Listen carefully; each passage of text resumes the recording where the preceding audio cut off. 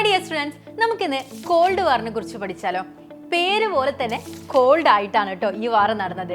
മക്കളെ, രണ്ടാം ലോക മഹായുദ്ധത്തിന് ശേഷം ലോകത്തിലെ സൂപ്പർ പവേഴ്സ് ആയിട്ട് ആര് മാറുന്നു?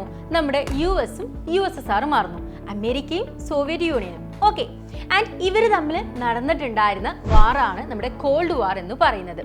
1962 ക്യൂബൻ മിസൈൽ ക്രൈസിസിന് ശേഷമാണ് കോൾഡ് വാറിലേക്ക് പോയിട്ടുണ്ടായിരുന്നത്. എന്തുകൊണ്ടാണ് ഇതിനൊരു കോൾഡ് വാർ എന്ന പേര് വന്നത്? അഥവാ നമ്മൾ ശീതസമരം എന്ന് മലയാളത്തിൽ പറയും. ഇതൊരു ഹോട്ട് വാറിലേക്ക് പോയിട്ടുണ്ടായിരുന്നില്ല. കാരണം രണ്ട് ലോക മഹായുദ്ധങ്ങൾ കഴിഞ്ഞതിന് ശേഷം ലോകത്ത് ഇവരല്ലാതെ ബാക്കി എല്ലാവരും ഏകദേശം എല്ലാം അവസാനിച്ച് ഇപ്പോൾ ഫിനാൻഷ്യലായിട്ടും അതേപോലെ ആൾബലം ഒന്നുമില്ലാത്തൊരവസ്ഥയിലായിരുന്നു മറ്റു ലോകരാജ്യങ്ങളൊക്കെ.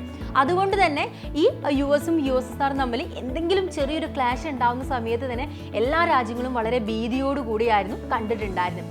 ശരിക്കും പറയുകയാണെങ്കിൽ നമ്മുടെ US-ഉം USSR-ഉം തമ്മിലുള്ള ഐഡിയോളജിക്കലായിട്ട് അതേപോലെ ഇവർ തമ്മിലുള്ള കോമ്പറ്റീഷൻസ്, ടെൻഷൻസ്, ഇതിനെയാണ് നമ്മൾ കോൾഡ് വാർ എന്ന് പറയുന്നത്.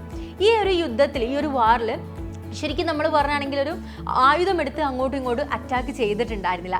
എന്തുകൊണ്ടാണ്? രണ്ടാം ലോക മഹായുദ്ധം കഴിഞ്ഞ സമയത്ത് തന്നെ ഇവർ സൂപ്പർ പവേഴ്സായി മാറി. ഇവർ ലോകത്തിലെ തന്നെ സൂപ്പർ പവറായി മാറി. ഒരാളെ ഒന്ന് കൊടുത്താൽ തിരിച്ച ആൾക്ക് 10 തിരിച്ചു കൊടുക്കാനുണ്ടെന്ന് അറിയാവുന്നത് കൊണ്ട് തന്നെ രണ്ടുപേരും വെൽ എക്യുപ്ഡ് ആയിട്ടുള്ള ആർമി ഉണ്ടായിരുന്നു.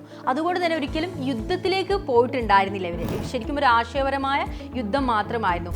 രണ്ട് കൂട്ടർക്കും മിലിറ്ററി അലയൻസ് ഉണ്ടായിരുന്നു. US-ന്റെ മിലിറ്ററി അലയൻസ് ഏതൊക്കെയാണ് നമുക്ക് നോക്കിയാലോ?